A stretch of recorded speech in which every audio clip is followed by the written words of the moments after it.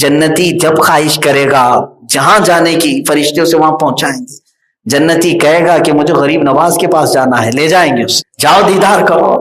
وہ کہے گا اگر مجھے غوث اعظم عبد القادر جیلانی کے پاس بیٹھنا ہے، جنتی کو زیارت کرائی جائے گی. وہ کہے گا صحابہ کے پاس جانا ہے، صحابہ کی جماعت میں بیٹھے گا. اور وہ کہے گا رسول اللہ کے دربار میں بیٹھنا ہے، وہاں بٹھایا جائے گا. یہ جنتی عیش نہیں ہے تو اور کیا ہے؟ پوری کی پوری شخصیات وہاں جنت میں، انبیاء، مرسلین، صحابہ، تابعین، شہداء، صدیقین سب ہوں گے.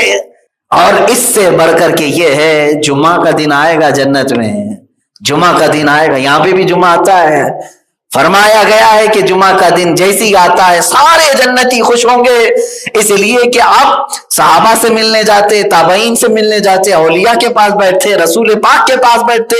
جمعہ کا دن آتا ہے تو مولا فرماتا ہے حجابات ہٹاؤ، میں اپنا دیدار کراتا ہوں. مومنین رب ذوالجلال کا دیدار کر رہے ہوں. اس سے بڑھ کر کے کوئی نعمت ہے؟ لا عیش عیش الدنیا، یہ کہا گیا ہے دنیا کے عیش میں کوئی عیش نہیں، حقیقی عیش جنتی عیش ہے. ہم نے اس جنتی عیش کو ترک کر دیا مختصر سی لذتوں کی وجہ سے. اب سوچو، میں نے جنت کا ایک چھوٹا سا خاکہ آپ کے سامنے رکھا، میں نے آپ کے سامنے بتایا وہاں کی مسہریاں، وہاں کے محلات، وہاں کے باغات، وہاں کی نہریں، وہاں کی حوریں، وہاں کے غلمان، وہاں صحابہ تابعین کی جماعتیں اور رسول اللہ کا دیدار، رب ذوالجلال کا دیدار. یہ سب نعمتیں میں نے بتایا. اللہ نہ کرے ان جنتیوں میں اگر تمہارا نام نہیں پکارا جائے اور کہہ دیا جائے کہ تو جنت کی خوشبو بھی نہیں پا سکتا، تو دور ہو جا. یہی رب تعالیٰ فرماتا ہے نسلیہ جہنم، جو رسول کے خلاف چلا دنیا میں ہم اسے جہنم میں ڈالیں گے. کہاں جنت کے عیش کی ہم بات کر رہے ہیں، اس کے تذکرے سے ہی، جنت کے تذکرے سے ہی روح میں شادمانی آ گئی. سچ بتاؤ، مجھ جیسے حقیر آدمی سے جنت کا تذکرہ سننے پر کیا دلوں میں خوشی نہیں آئی؟ روح تازہ نہیں ہوئی؟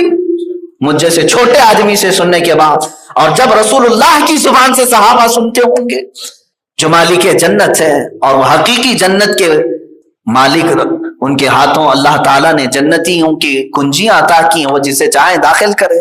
میرے عزیزو، اب اندازہ کرو کہ کہیں قیامت کے دن پکار دیا جائے فلاں بن فلاں جنت میں نہیں جا سکتا، اسے دوزخ کی طرف لے جاؤ. یہ ساری نعمتیں جو تم نے سنا صرف حسرت کے ساتھ دیکھتے رہ جاؤ گے، دیکھتے رہ جاؤ گے. 8ویں پارے میں آیت آئی ہے، جب پڑھتے ہیں خاص طور پر تراویح کے وقت، رمضان میں بھی آیتیں آتی ہیں، روح کانپ جاتی ہے. سچ بتاؤ مسلمان، ترجمے کے ساتھ اگر معانی قرآن تمہیں سمجھ میں آنے لگے تو تمہارا دل مچل جائے گا، آنکھیں بہہ پڑیں گی. رب تعالیٰ فرماتا ہے وَنَادَى أَصْحَابُ الْجَنَّةِ أَصْحَابَ النَّارِ أَنْ قَدْ وَجَدْنَا مَا وَعَدَنَا رَبُّنَا حَقًّا فَهَلْ وَجَدْتُم مَا وَعَدَ رَبُّكُمْ حَقًّا. یہ کہتے ہیں جنتیوں کا اعلان ہو جائے گا، فلاں جنت کی طرف جاؤ، فلاں تم بھی جاؤ جنت کی طرف، فلاں فلاں فلاں حساب کے ساتھ بھیج دیے جائیں گے. کچھ اعمال کی وجہ سے، کچھ بخشش کی وجہ سے، کچھ سفارش کی وجہ سے جا تو رہے، لیکن کچھ وہ ہوں گے جن کے لیے دوزخ لکھ دی گئی. کہا گیا کہ انہیں نہیں بھیجا جائے گا، ان کو دوزخ کی طرف لے جاؤ. اوندھے منہ کھینچے لے جا رہے ہوں گے. اب دیکھیں 2 جماعتیں ہوں گی اس وقت، جہنمی جہنم کی طرف کھینچے جا رہے ہوں گے، بہت تیز ان کی چیخیں ہوں گی. کس انداز سے؟ کہا گیا ہے کہ ان کا سر گھٹنوں میں ڈالا جائے گا، گھٹنوں میں، پیروں میں، اور فرشتے ان کے بالوں کے ساتھ کھینچ رہے ہوں گے. اوندھے منہ اسی کو کہا گیا ہے. اور بعض لوگوں کو ان کے پیروں سے کھینچتے ہوئے الٹا جہنم کی طرف لے جایا جا رہا ہوگا، الگ الگ انداز سے. بعض کے متعلق یہ بھی کہا گیا ہے کہ ان کی انتڑیاں پیٹ میں سے پیچھے کے مقام سے نکال کر انہیں کھینچا جا رہا ہوگا. وہ جہنم کی طرف بری ذلت کے ساتھ جا رہے ہوں، بڑی بری ذلت کے ساتھ، لیکن سب کے چہرے پہچانے جا رہے ہوں گے، ہر کوئی جانتا ہوگا. اب جو جنتی جا رہے ہوں گے، جنتی جنت کی طرف جا رہے ہوں گے خوشیوں سے، ان کا استقبال بھی ہو رہا ہوگا، انہیں جنتی لباس پہنایا جا رہا ہے، تاج پہنایا جا رہا ہے، خوشبو میں معطر کر کے انہیں لے جایا جا رہا ہے. اس وقت جنتی پکاریں گے کس کو؟ دوزخیوں کو. یہ قرآن کی آیت کا ترجمہ اب میں بتا رہا ہوں. جنتی پکار کر کہیں وَنَادَى أَصْحَابُ الْجَنَّةِ أَصْحَابَ النَّارِ، جنتی لوگ دوزخیوں کو پکاریں گے، اے دوزخ میں جانے والوں. کیا کہیں گے جانتے ہیں؟ أَنْ قَدْ وَجَدْنَا وَعَدَنَا رَبُّنَا حَقًّا، ہمارے رب نے جو ہمارے ساتھ وعدہ کیا تھا وہ تو ہم نے دیکھ لیا. ہمارے مولا نے جو ہمارے ساتھ وعدہ کیا تھا جنت کا وہ وعدے کا پکا ہے, ہم نے دیکھ لیا ہمارے رحمان کو, وہ وعدہ پورا کر دیا اور ہمیں جنت کی طرف بھیج رہا ہے. اے دوزخیو, تم جس کی پیروی کرتے تھے دنیا میں, کیا تمہارے مالک نے بھی تمہارا وعدہ پورا کیا؟ فَهَلْ وَجَدْتُمْ مَا وَعَدَ رَبُّكُمْ حَقًّا, وہ پکاریں گے. کیا تمہارے جو بڑے تھے دنیا میں جس کے پیچھے تم چلتے تھے, کیا انہوں نے تمہارا وعدہ پورا کیا؟ تم سے کہتے تھے نا ہمارے پیچھے چلو, ہم یہ دے دیں گے وہ دے دیں گے, تم لالچ میں ان کے پیچھے چل گئے. کیا تمہارے مالکوں نے تمہارا وعدہ پورا کیا؟ وہ پکاریں گے, وہ پکاریں گے دوزخی, کیا ہم غلط راستے پر نکل پڑے, رب کو نہیں پہچانے. عزیزان گرامی وقار, اسی لیے عیش جو بھی ہے وہ حقیقی دنیا کا عیش نہیں, جنتی عیش ہے. ان میں سے کئی ایسے ہوں گے ان کو پکارا جائے گا, کیوں جا رہے ہو آج دوزخ میں؟ یہ سورہ مدثر کی آیت ہے, عن المجرمین یتساءلون ما سلککم فی سقر, دوزخ تمہاری طرف کیوں کھلی آ رہی ہے, کیوں جا رہے ہو تم دوزخ میں؟ وہ کیا کہتے ہیں معلوم؟ اس میں سے دوزخیوں میں کہ ایک بڑی جماعت ہوگی, وہ کہتے ہیں قالوا لم نک من المصلین, ان میں سے بڑی جماعت یہ کہے گی ہم نماز نہیں پڑھتے تھے, ہم نماز نہیں پڑھتے تھے اس لیے دوزخ کی طرف جا رہے ہیں. عزیزان گرامی وقار, یہ آج بدلنے کا وقت ہے, اپنی نمازوں کو ہلکا نہ سمجھو. اب یہاں دو باتیں اس آیت میں تھی, انہی دونوں باتوں پر میں نے گفتگو کی ہے. وَمَن يُشَاقِقِ الرَّسُولِ, جو رسول کے خلاف چلے, مولا فرماتا ہے ہم اسے دوزخ میں ڈالیں گے, ہم اسے دوزخ میں ڈالیں گے. وَيَتَّبِعْ غَيْرَ سَبِيلِ الْمُؤْمِنِينَ, اس آیت میں دوسری بات یہ ہے مومنوں کا راستہ چھوڑ کر اپنا دوسرا راستہ اختیار کر لیا, اللہ فرماتا ہے ہم اسے بھی دوزخ میں ڈالیں گے. مومنوں کا راستہ, اب یہاں دو باتیں کیوں کہی گئی ہیں؟ رسول کا راستہ, مومنوں کا راستہ, کیا الگ الگ ہے؟ نہیں, یہ تاکید کے لیے کہا گیا ہے کہ مومنوں کا وہی راستہ ہے جو رسول کا راستہ ہے. جس نے مومنوں کی مخالفت کی گویا کہ اس نے رسول کی مخالفت کی.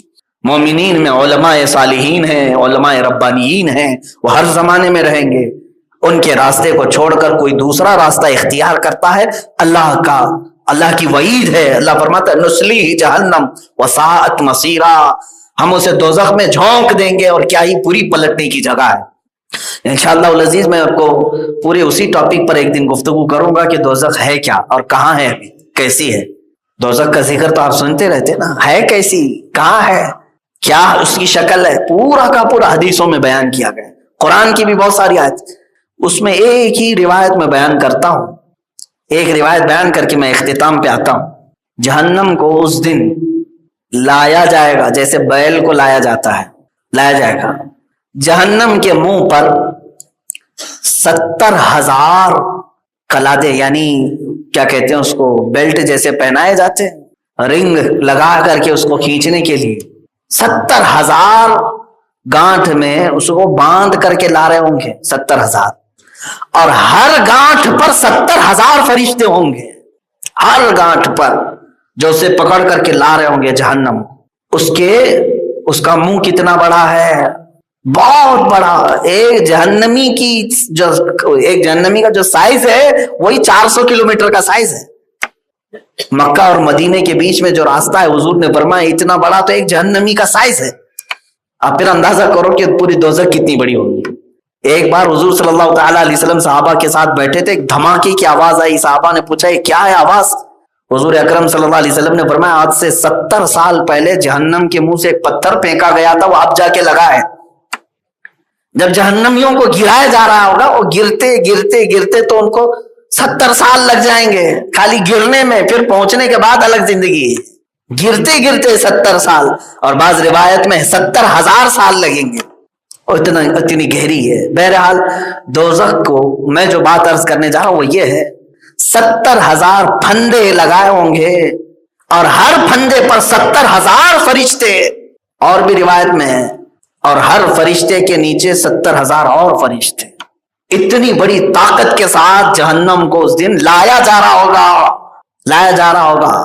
لیکن جیسے ہی قیامت کے میدان میں اہل محشر کا فیصلہ ہو رہا ہوگا, جہنمیوں کا نام پکارا گیا ہوگا, تو یہ 70,000 فرشتے ایک ایک پھندے پر, اب حساب کریں گے تو پتہ نہیں ہمارا کیلکولیشن خراب ہو جائے گا, کیلکولیٹر خراب ہو جائے گا. میں نے کہا ہے جہنم کے 70,000 پھندے اور ہر پھندے پر 70,000 فرشتے، پتہ نہیں کتنے کروڑوں کے فرشتے اس کو لا رہے ہوں. اتنے فرشتے جب لا رہے ہوں گے، اس کے باوجود دوزخ جیسے ہی جہنمیوں کو دیکھے گی ان پورے فرشتوں سے چھڑا کر بھاگے گی. یہ پورے فرشتوں سے بھی اپنے پھندے چھڑا کر بھاگے گی جہنمیوں کی طرف کھانے کے لیے. میں برسوں سے بھوکی ہوں، مجھے جلدی دیا جائے. وہ فرشتے دوڑ کر کے اسے پکڑ رہے ہوں گے لیکن دوزخ ان کے ہاتھ میں آ نہیں رہی ہوگی. یہ بھی حدیث پاک. دوزخ جہنمیوں کو دیکھتے ہی ان کی طرف لپک رہی ہوگی، آگ کی زبان نکالتی ہوگی بار بار. تو میرے عزیزو، اس ہولناکی سے ڈرو.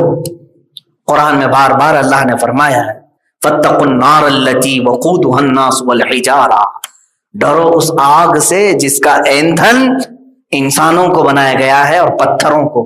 جب جب جہنم کی آگ ہلکی پڑنے لگے گی ایک انسان ڈالا جائے گا، وہ پیٹرول کا کام کرے گا اور بھڑکے گی، ایندھن بنایا جائے گا. یہاں سے میں نے دونوں تذکرے کر دیے، جنت کیا ہے اور دوزخ کیا ہے. زندگی تمہارے پاس بہت مختصر سی ہے، آج یا کل یا پتہ نہیں زندگی کی کون سی شام ہماری آخری ہے جس دن موت کا فرشتہ تمہارے گھر پر دستک دے رہا ہوگا اور پھر تم سوچ رہے ہوگے کہ کچھ اور تلاوتیں کر لوں، تسبیح پڑھ لوں، نماز پڑھ لوں، بقایا پورا کر لوں. لیکن وہ موت کا فرشتہ تمہیں منٹ بھی نہیں ٹائم دیتا. وقت اس کے آنے سے پہلے اپنی ساری چیزیں صاف کر لو، مکمل کر لو. میں بچوں سے بار بار کہتا ہوں کہ تم اگر زندگی کو یہ سمجھتے ہو عیش کے لیے ہے تو اے بندو، جب تم معذور ہو جاؤ گے بار بار اس جوانی کو ترسو گے، بہت ترسو گے. اسی لیے حضور تاج الشریعہ رحمۃ اللہ تعالی علیہ نے اپنے ایک مشہور نعت میں یوں فرمایا ہے زندگی یہ نہیں ہے کسی کی کسی کے لیے، زندگی ہے نبی کی نبی کے لیے. نہ سمجھ مرتے ہیں زندگی کے لیے، جینا مرنا ہے سب کچھ نبی کے لیے. اور یہاں کی یہ جو چاندنی کے لیے کہا گیا ہے کہ مر کے ترسو گے پھر اس زندگی کے لیے، یہ زندگی کے لیے پھر ترسو گے تم. کاش ایسی طاقت مجھے دی جاتی تو پھر میں عبادت کر لیتا، لیکن نہیں دی جائے گی. اللہ تبارک و تعالی ہمیں اصلاح کی توفیق عطا فرمائے. حضرت امام مالک رضی اللہ تعالیٰ ایک بڑے بزرگ میں فرماتے ہیں میں نے ایک دن راستے سے گزرتے ہوئے ایک بچے کو دیکھا، رو رہا تھا، 8 سال کا بچہ تھا، رو رہا تھا. میں نے اس سے پوچھا کہ بیٹا کیوں رو رہا ہے؟ ماں نے باپ نے کسی نے مارا ہے؟ کہا نہیں. میں آج درسگاہ میں گیا تھا استاد کے پاس پڑھنے کے لیے قرآن، انہوں نے قرآن پڑھایا، پہلے پارے کی ایک آیت پڑھا، اس کے بعد رونے لگ گیا. اللہ، 8 سال کا بچہ. اس بزرگ نے پوچھا بیٹا وہ آیت تو بتا مجھے کون سی ہے؟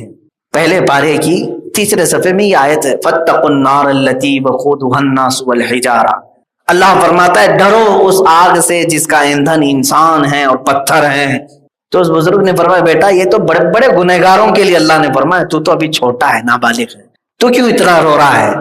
وہ اور رونے لگا، ہچکیاں بند گئی اور رونے لگا. کہا بیٹا کیا بات ہے مجھے تو بتا، اور تجھے کیا سمجھ میں آیا؟ کہا آپ صحیح کہہ رہے ہیں، بڑے بڑے گنہگاروں کے لیے ہے دوزخ کی آگ، لیکن میں اپنے گھر میں ماں کو دیکھتا ہوں چولہا جب لگاتی ہے تو بڑی بڑی لکڑیاں رکھتی ہے اور آگ لگاتی ہے، بڑی لکڑیوں کو جلدی آگ نہیں پکڑتی تو چھوٹے چھوٹے چھلکے نیچے رکھتی ہے. پہلے چھلکوں کو آگ لگاتی ہے اور اس آگ سے بڑی لکڑیوں کو آگ پکڑ لیتی ہے. وہ بچہ کہتا ہے کل قیامت کے دن بڑے بڑے جہنمیوں کو، گنہگاروں کو جلانے کے لیے مولا مجھ جیسے چھوٹے گنہگاروں کو چھلکا نہ بتایا. مجھے اس بات کا بھی ڈر ہے. ارے وہ 8 سال کے تھے پھر بھی دوزخ کے عذاب سے ڈرتے تھے اور روتے تھے. یہاں ہم 80 سال کے بھی ہو گئے، کان میں جوں تک نہیں رینگتی. رات سے صبح ہوتی ہے، صبح سے رات ہوتی ہے، لوگ اپنے عیش میں مست ہیں، مصروف ہیں. آؤ اسلام کی طرف واپس اپنے دل کو زندہ کرو. ضمیر مردہ رہے تو ہماری تقریریں کسی کام کی نہیں، اور اگر ضمیر بیدار ہے تو قرآن کی ایک آیت بھی اس کے لیے کافی ہے. اب مجھے یہ بتائیں، اللہ کے نبی صلی اللہ تعالی علیہ وسلم کا یہ اختیار نہیں ہے تو اور کیا ہے؟ حضور پاک صلی اللہ تعالی علیہ وسلم نے جن کو دنیا میں کہہ دیا وہ جنتی، اب یقین کے ساتھ وہ جنتی ہیں، اس میں کوئی شک نہیں. حضرت ابو بکر صدیق رضی اللہ تعالیٰ عنہ کے جنتی ہونے میں شک نہیں کر سکتے، ورنہ رسول کے فرمان پہ آپ کا شک آ جائے گا. اللہ کے نبی صلی اللہ علیہ وسلم نے آخرت کی یہاں پر تقسیم کر دی. اب یہاں چھوٹی چھوٹی سی باتوں پر الجھے ہوئے ہیں. اتنی بڑی چیز دی ہے رسول پاک نے، اتنی بڑی چیز. اب اس میں کیا کیا گارنٹی ملتی ہے معلوم ہے؟ کیا کیا گارنٹی؟ اگر حضور پاک صلی اللہ تعالی علیہ وسلم نے یہ فرما دیا کہ ابو بکر فی الجنہ، مطلب کیا ہے؟ ابو بکر جنت میں ہے، یہ فرما دیا۔ اب اس ایک لفظ سے حضور نے کیا کیا دیا معلوم ہے؟ سب سے پہلی چیز اس بات کی گارنٹی دے دی کہ ان کا خاتمہ ایمان پر ہوگا، بغیر اس کے تو جنت نہیں ہے، یہ گارنٹی ملی۔ اور دوسری چیز حضور پاک صلی اللہ تعالی علیہ وسلم نے فرما دیا ابو بکر فی الجنہ، جنت میں ہیں۔ اس کا مطلب ہے دوسری گارنٹی ملی، قبر میں جنت کی کھڑکیاں کھل جائیں گی۔ تیسری گارنٹی یہ ملی، قیامت کے دن حساب کتاب آسان ہو جائے گا۔ چوتھی گارنٹی یہ ملی کہ تم پل صراط سے آسانی سے گزرو گے، اس لیے کہ حضور نے جنت کی جو خبر دی اس سے پہلے یہ ساری چیزیں نکل گئیں۔ میرے عزیزو، اللہ کے نبی صلی اللہ تعالی علیہ وسلم اتنی بڑی چیزیں جب کسی کو نواز رہے ہیں، اب اگر ہم اپنے گھروں کی فریادیں میرے آقا کو سنائیں تو کسی اور کو کیا تکلیف ہے، کسی اور کو کیوں دقت ہے؟ اللہ نے انہیں عطا کیا ہے اور امت کو نوازنے کے لیے ہی عطا کیا ہے۔ رسول کو بھیجا ہی اس لیے ہے کہ بھولی بھالی امت کی وہ دستگیری فرمائے، اور انہوں نے اپنی زندگی میں بھی کیا اور بعد وفات بھی کر رہے ہیں، بعد وفات بھی کر رہے ہیں۔ میرے عزیزو، اختیارات کی بات اب میں آپ کو بتاؤں۔ اللہ کے نبی صلی اللہ تعالی علیہ وسلم دنیا میں اختیارات کتنے رکھتے تھے یہ تو ہم حساب نہیں کر سکتے۔ نمازوں کے معاملے میں حضور نے جو فرما دیا وہ شریعت ہے، روزوں کے معاملے میں جو حضور نے فرما دیا وہ شریعت ہے۔